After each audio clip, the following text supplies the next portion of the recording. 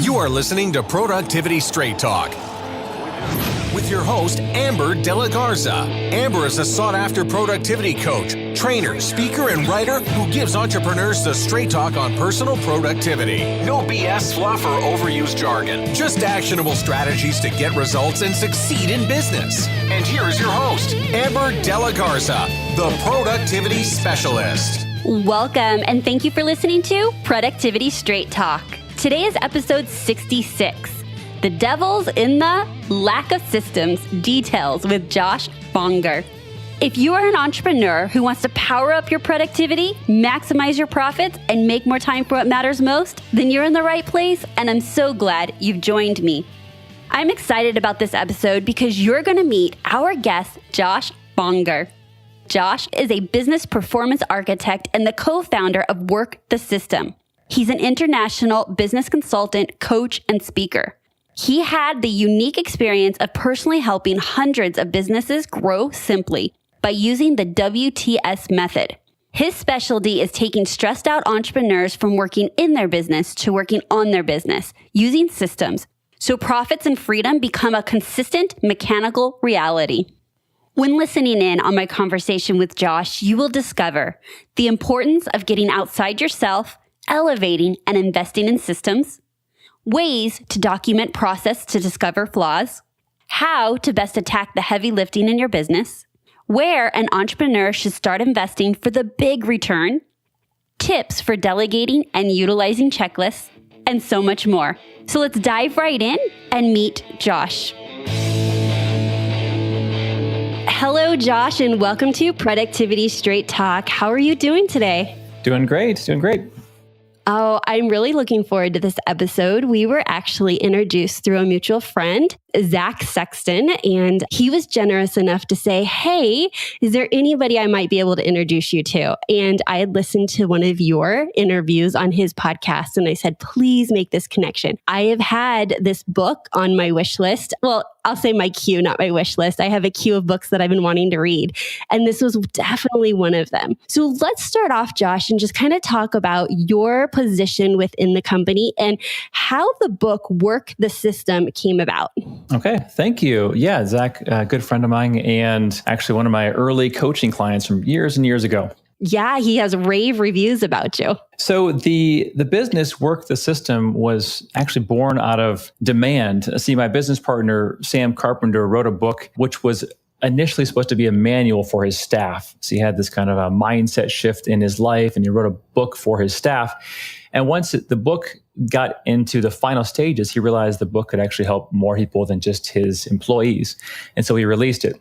And people started to catch hold of it in the first edition and wanted some help. And he thought to himself, well, I wrote this great business book because I figured something out. I solved a problem, but he didn't want to start coaching and consulting and doing events. He had the money he needed. He had the business he wanted. And so that's how I got connected with him, as I had been traveling around doing coaching and consulting and events. And he wanted a hired gun to get in there and do the work because he didn't need the business. And so once we got that started, we founded the company 7 years ago. We just realized there was a massive market, a massive need, because this idea of working on your business instead of in it, everyone understands conceptually, but to actually mechanically make that a reality, it's hard work. Sam calls it heavy lifting.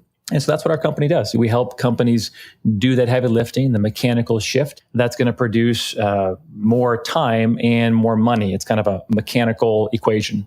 So explain to me about mechanical equation. So if we haven't read the book, what does that terminology mean to us? Well, what it means is that for every system you create or an asset or an entity separate of you, it's going to pay you back over time. It's going to pay you back in terms of freedom. So if you develop a system for how to set up an appointment, for instance, maybe using automated technology or an assistant, once it gets put into place, you have now received that time back. For instance, I had my assistant start organizing my attachments. So as my attachments come in from my clients, she will organize them, save them, and put them in the right place.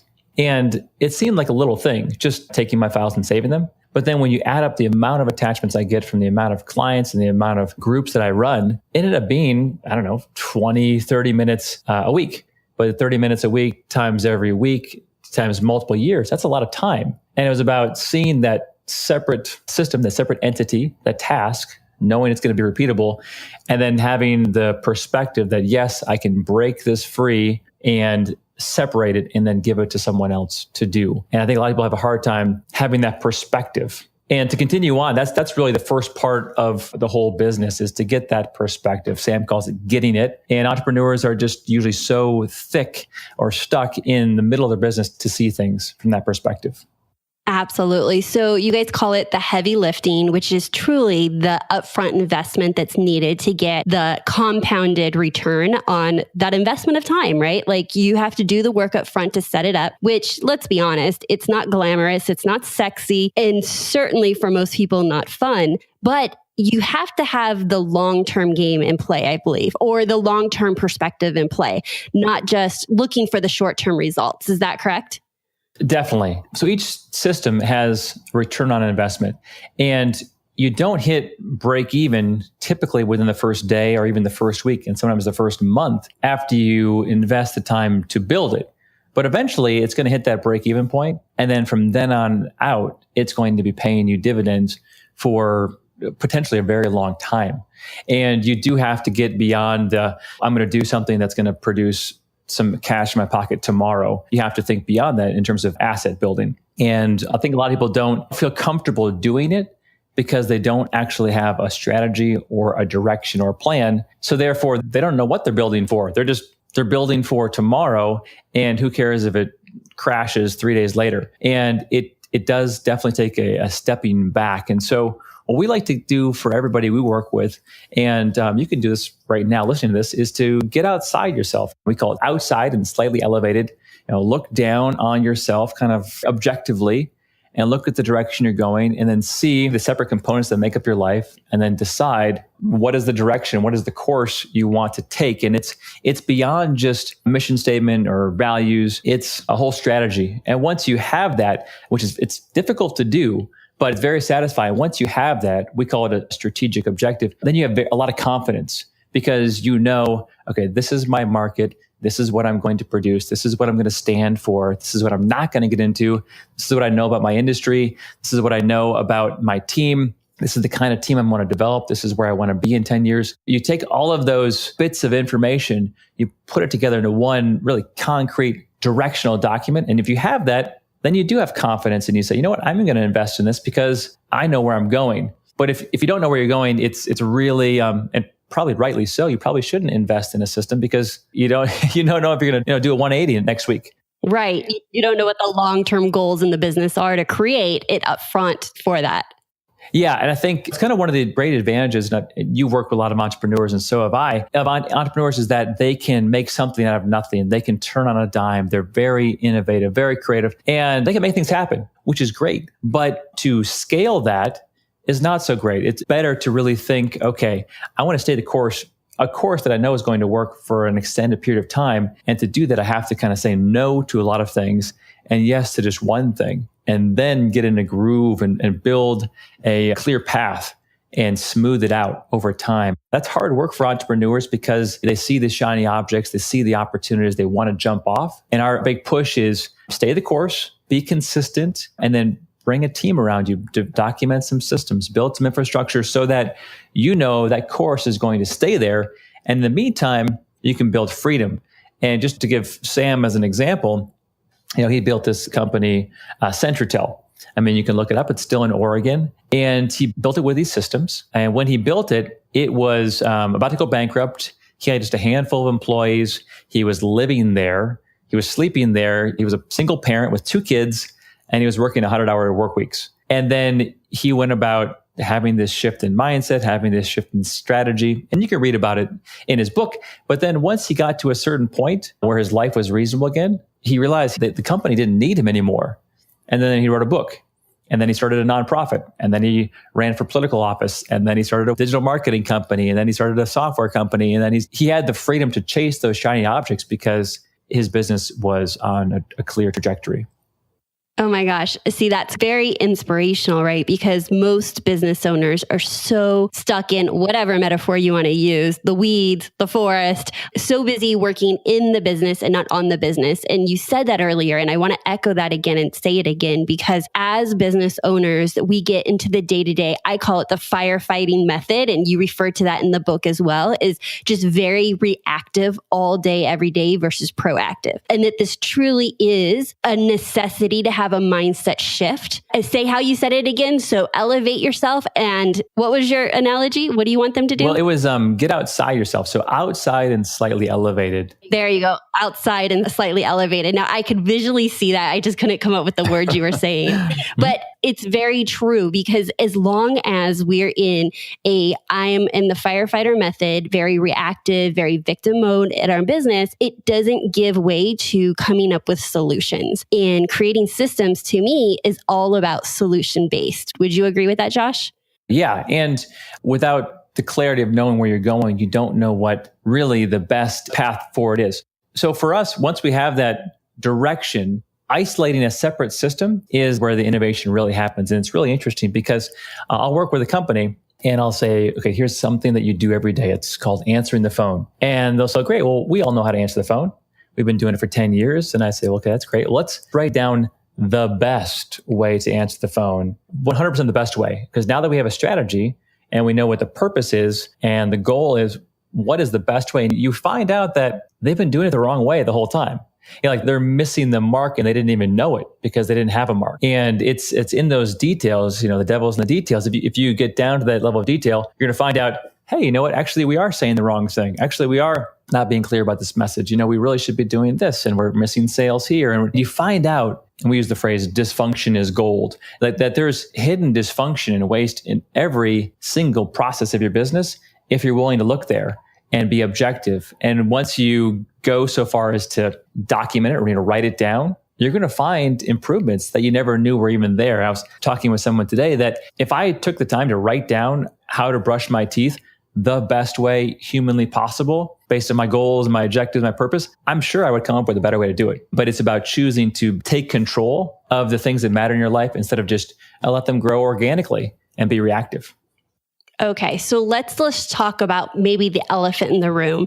As an entrepreneur, the idea of documenting step by step a process is for many like sticking a pin in their eye, right? The idea is sitting down, a type A achiever, entrepreneur, go-getter, fast-paced type personality that's often drawn to the entrepreneurial world. How do you go from, all right, I'm a rainmaker, I'm a moneymaker, I'm an idea generator, to I realize that my business needs systems to be able to prosper and leverage and to get myself out of being in my business.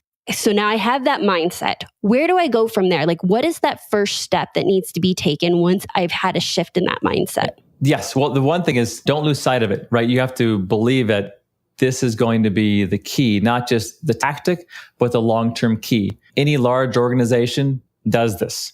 And so the reason why your organization is small is because you don't do this. So you have to kind of first deal with that reality. And second is, like you said, realize you are weak in that area. And that's okay because Sam writes about it in his book, but his COO, Andy, she was the one who wrote a lot of these systems. So it's okay to be more of a leader and a cheerleader and provide the support, the direction, the resources, and then bring on a team to do that for you.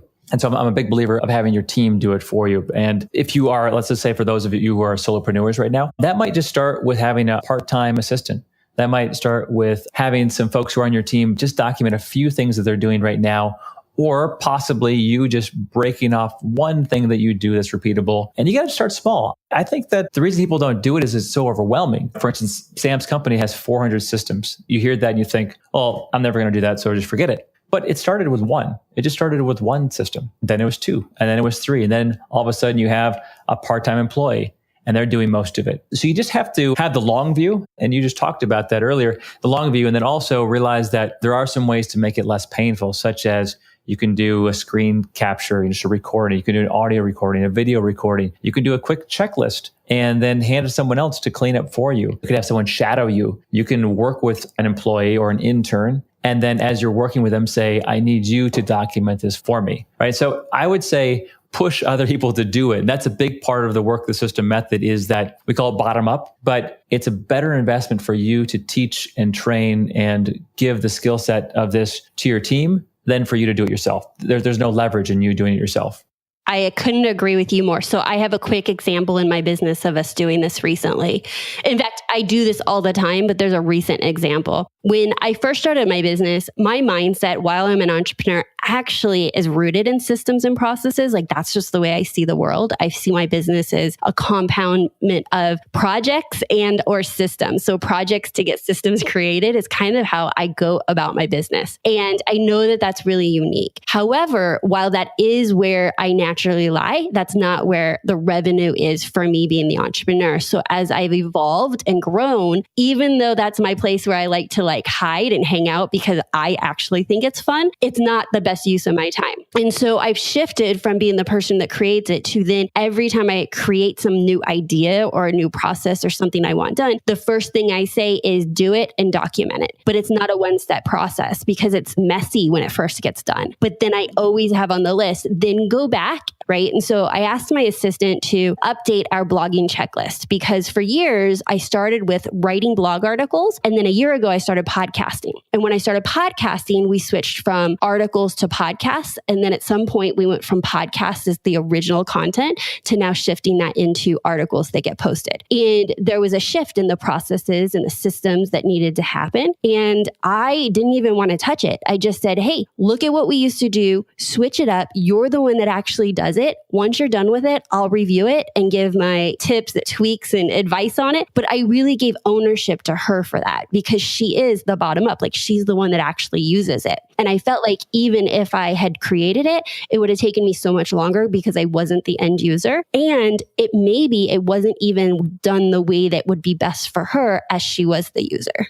Exactly. That's a perfect representation. Yeah. I mean, you don't need to have a massive organization to take this technique and use it. I mean, that's a perfect example. And then what if she gets sick for a few months and she needs someone else to do it? You might be able to take it over or hand it to someone else. What if she leaves? Investing in people is always a great idea, but investing in systems, they actually stick around, right? They stay there. And the next person who picks up that system might say, you know what, actually, there's a better way to do it. And they might come up with an idea to improve it. And then technology is going to change. Then you're going to tweak it and it will get better with time. And so you don't need it perfect the first time anyways. You just need a framework, a skeleton to build on. Yes. So I have a question, and I'm going to kind of laugh my way through this question because Crystal will actually be listening to this episode as she does all of our episodes to create my content. But how do you get them to use checklists? So you have a very proficient person that does excellent at their job, right? And there's at some point where they're like, great, I know the process. Like, I don't need to use the checklist. And I'm such a stickler about the checklist because I feel like even if you know the job, like you're interrupted or you switch or you just forget one step. And I think there's room for much more errors to happen. So do you have any recommendations of getting a buy-in for employees to utilize the checklist as they're doing the process, not as I'm going back to just check off all the boxes? Yes. And I've got a couple of different solutions. I don't know where to begin.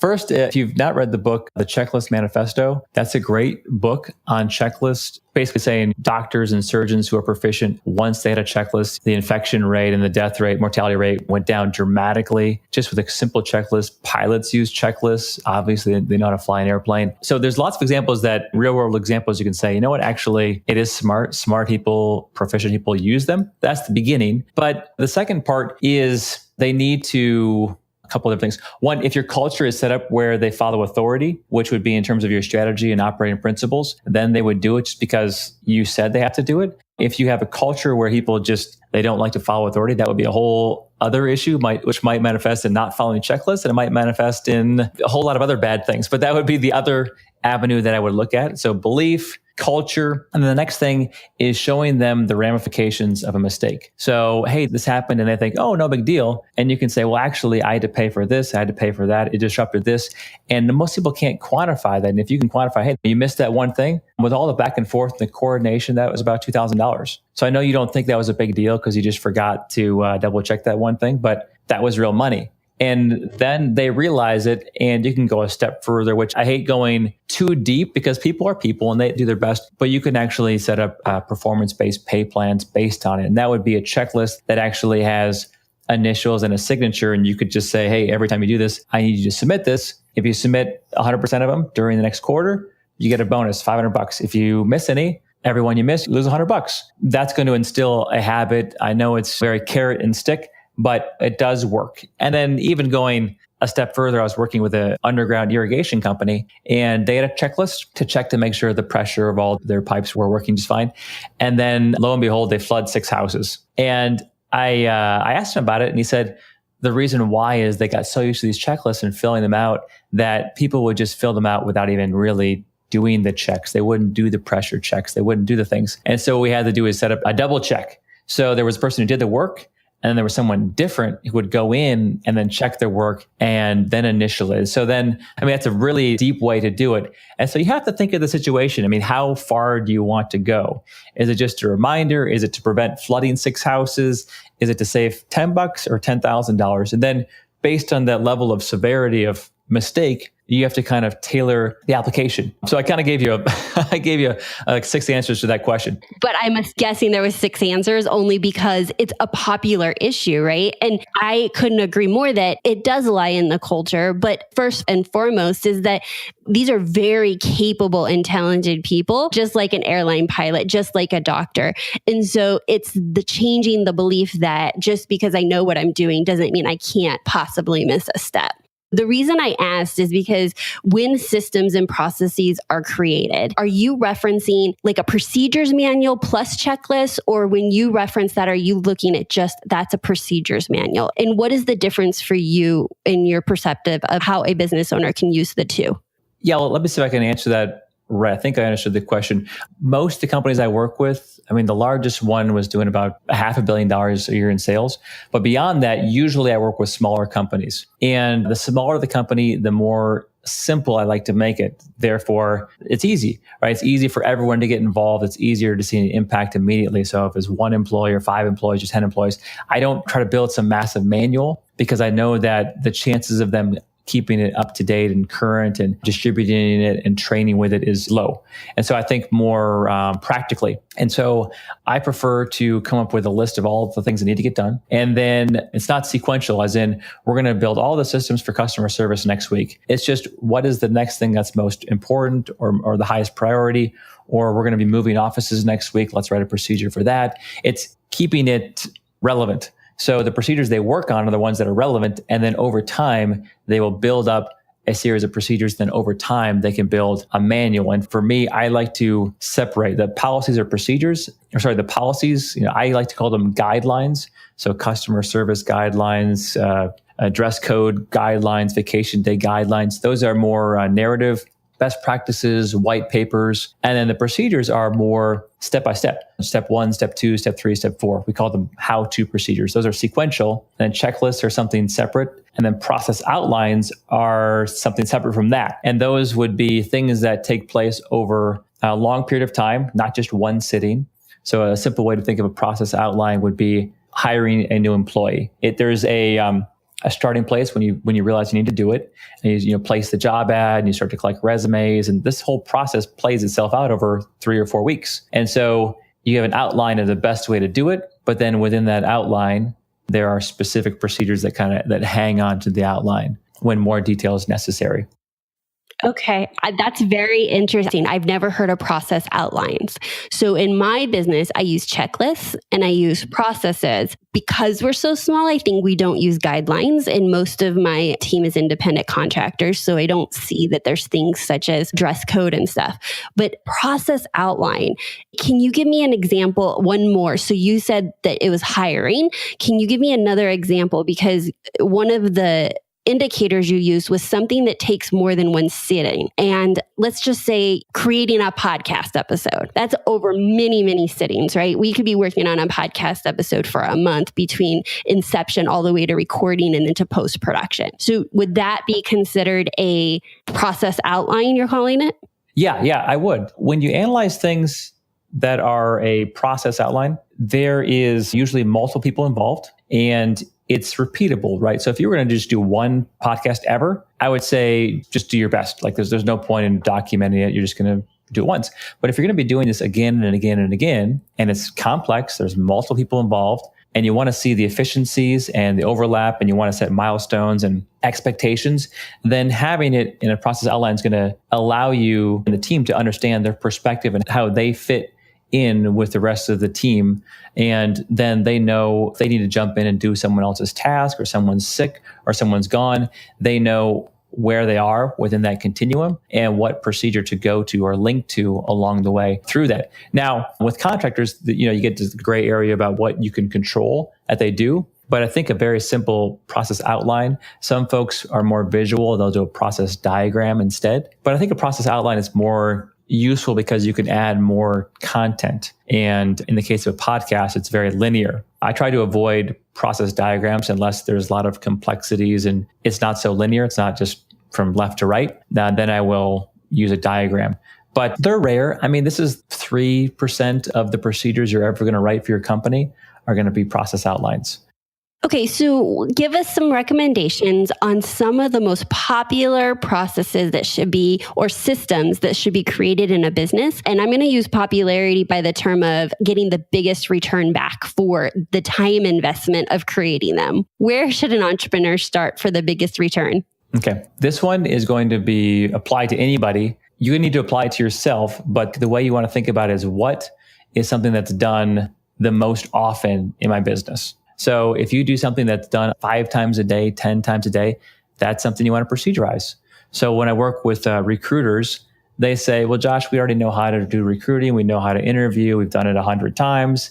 And I say, well, let's document it then, because you probably don't know how to do it the best way. And so since we know it's going to be used so often, let's document that. And so a lot of times people think, well, let's document something that I don't know how to do. And it's the opposite. It's document something that you know is going to be the integral part of your business. That's going to give you the biggest bang for the buck, especially if you look at your strategic objective, the strategy of your business. And in there, you're going to outline what is your unique selling point, what are your competitive advantages, and what do you want to be known for? And if you want to be known for speed or for quality or for whatever that is that you do in your business, then that is what you want to get really tight. So Sam's business, it's a call center. They document exactly how they do every single thing on the phone in a meticulous way. It's pretty insane. But because of that, they have an error rate of 1 mistake for every 15,000 phone calls. Most companies, it's like 1 out of every 500 phone calls, there'll be a mistake. They have really, really high quality. They also can get on the phone and off the phone twice as fast as an average call center.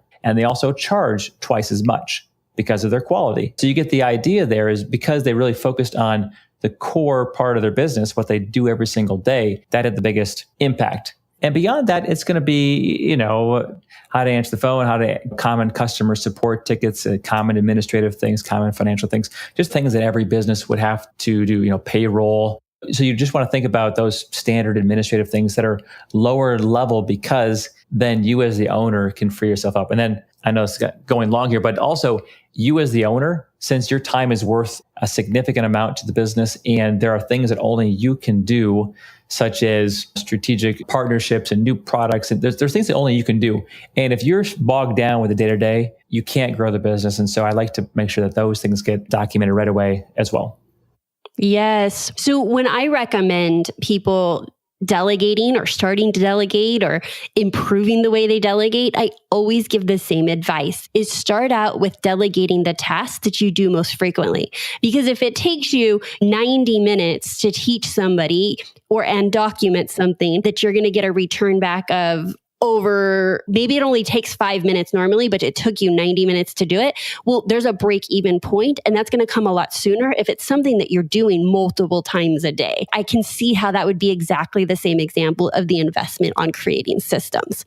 The other example you gave about Sam's call center, literally in my head, I was thinking of 2 things with your story. One, wow, much higher profit. If they take half the time to get on and off calls and charge twice as much, that's immediately more profits. And the second thing that I heard was, and this was an assumption, but you can let me know, is it would seem to me that the employees would be a lot happier in their jobs because they're so clear with what is considered to be good performance, bad performance. They know exactly what they should be doing. There's no guessing in it. And for a lot of employees, that brings a lot of peace and joy to know that they can excel within their role because it's very clear about what is acceptable and what's not. Both correct assumptions. Yeah, it's wild because you'd think how horrible, it's so bureaucratic. They have all these procedures, but it's the complete opposite. For one, they know exactly what to do and they can do it well. And there's no mistakes, right? That all the stress that comes from problems and putting out fires doesn't exist. It's like the most calm business you could go to. And so the environment they have there, everyone's happy, everyone knows what to do. No one wants to leave because they get paid so much. It's one of those industries where usually you have very high turnover. Employees come and go because it's just a horrible place to work in that industry. But for them, they don't want to leave. And if they do good at their work, which they do because of their automated training and everything, they make like $25 an hour. And that's usually like a $12 an hour job. So they make good money and it's peaceful. So they just like it. Yes. So let's go with some more examples. I think that there's two investments that business owners need to think of when they're creating systems. And again, this is going to be the long-term thinking. Right now, I'm in this pain spot myself where I'm recreating my entire back office onto a program called Entreport. So the two big investments that I am making is time and money because it's my time to find the right person and also work with the right person and get them up to speed. But then I'm paying somebody really good money that specializes in the system that I chose to create this back office systems. And if I were to just look at what I'm getting in return for almost 6 months of this year, I would be totally in the red, like hands down in the red. But I know that I'm fixing long-term problems, some that I'm experiencing already in my business, hiccups or fires, and some that I know are coming with the growth of my business. So I think business owners need to be really clear, and like I'll call it my straight talk, is that if you're a business owner and you're not willing to invest both time and money into your own business to get the better results, then who is? What are you really trying to do for the long-term game other than consistently create chaos and stress and putting out fires? One thing that I experience when I'm working with clients is that I will hear some reoccurring themes, which are sometimes fires that come up in coaching sessions. And to most entrepreneurs, they think that they're talking about trying to solve the problem of that one fire. And I give pointed questions to have them really think about, okay, let's get past today's fire because there'll be another fire tomorrow. Can we really look at what started that? And generally it comes full circle to improper or lack of systems. Yeah, definitely. People aren't willing to get to the root cause. So, hey, employees are coming and going. They never want to stay here. It's always getting bad employees. Well, what is their training like? Do you have good training? What is your pay like? What is the environment like in the culture? I mean, so if you always have employees coming and going, maybe it's not the employee's fault. Maybe you've not set up a structure where they can succeed and be successful in your business environment. So it's tough. It's a tough pill to swallow. And I know it's overwhelming, especially for super small business owners. But it's just what people want to see when they join you is that you have a commitment to something excellent. You have a vision. Not sure where I got this phrase from, but they can hitch their wagon to you knowing that you're going to go somewhere and you're going to take them with you. And if they just stay the course with you and they help build this machine, this business, it's going to be a good life for them. And that's what they want to see. If they see that you're really just reacting month to month and you have no vision, they're going to leave because they're going to know that you don't actually have a plan for the future. That's right. I think a lot of security comes in seeing the leader of the business, the owner of the business looking long term. Josh, I have another question. How much time do you recommend a business owner? We'll call small business owner. In your world, it might be a micro business owner plus a solopreneur. How much time should they be spending working on their business each week, not in their business? So creating these systems, training their team. I'll start with it depends, but as much time as they can. So companies that I work with that dedicate 10 hours a week, they're going to make a lot of progress. Some of them just cash flow wise or the current clients they have, they just can't. They can only dedicate 4 hours a week. Some companies that have they have a large run rate, they've got a lot of capital. I was working with this VC-backed business.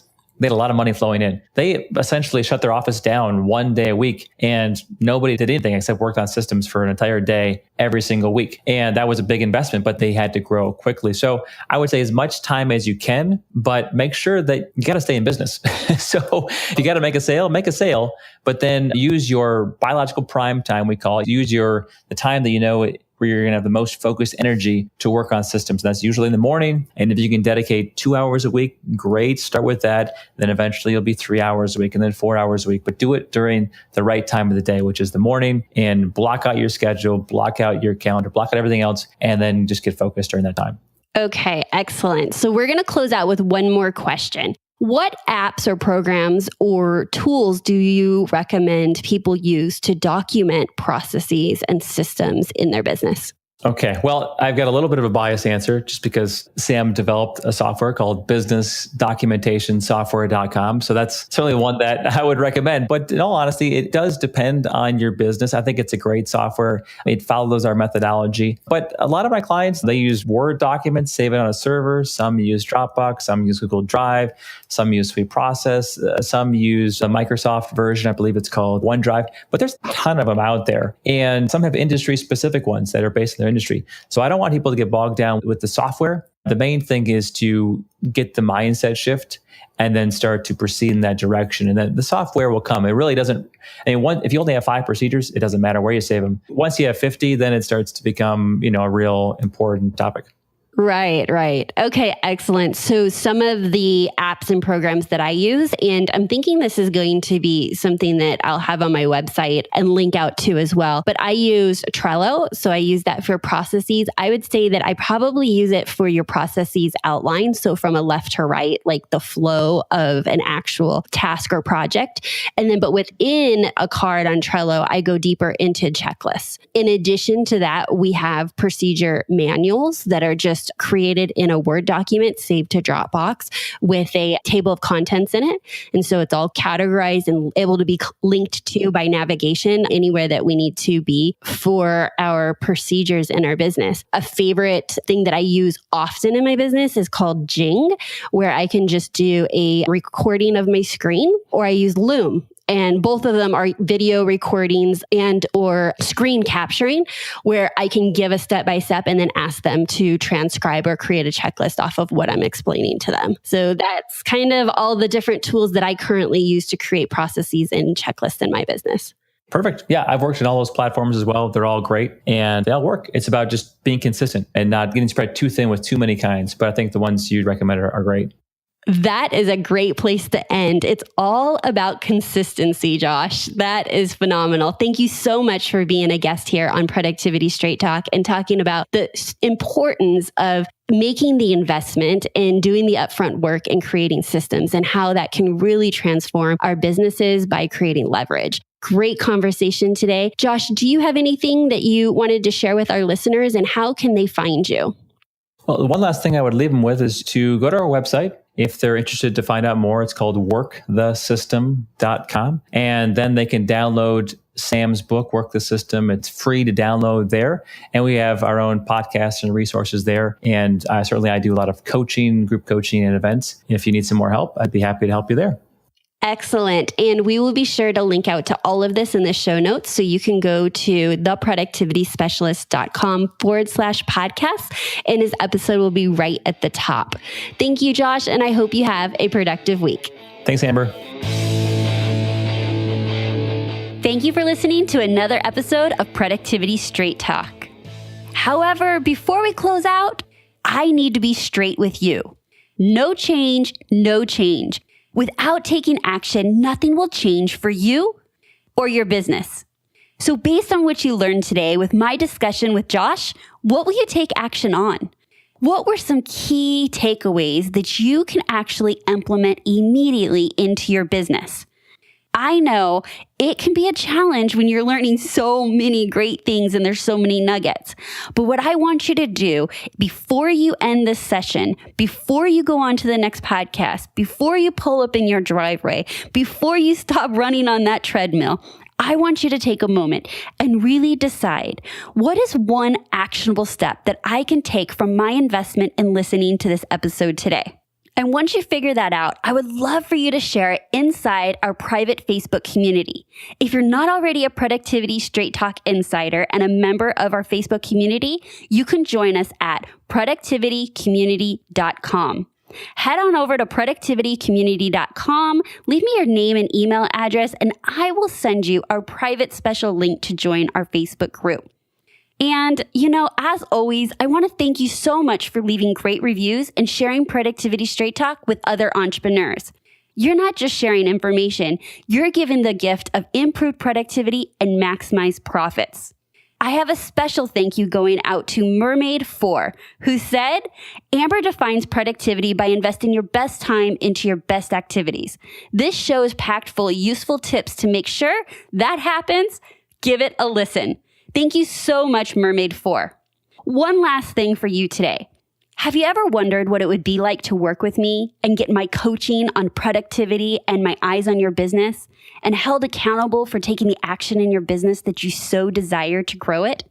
Well, I have some good news for you. I have 3 slots opening up on my schedule for one-on-one coaching. And if you want to find out if one-on-one coaching could be a right fit for you, reach out to me at amber@theproductivityspecialist.com and just leave coaching in the subject line and I will reach back out to you. We'll jump on a 15-minute call and just see if it is a right fit for you right now. And there's no obligation. I just want to chat with you to find out if one-on-one coaching is the right next step to grow your business. So that's my straight talk for you today. Until next time, have a productive week.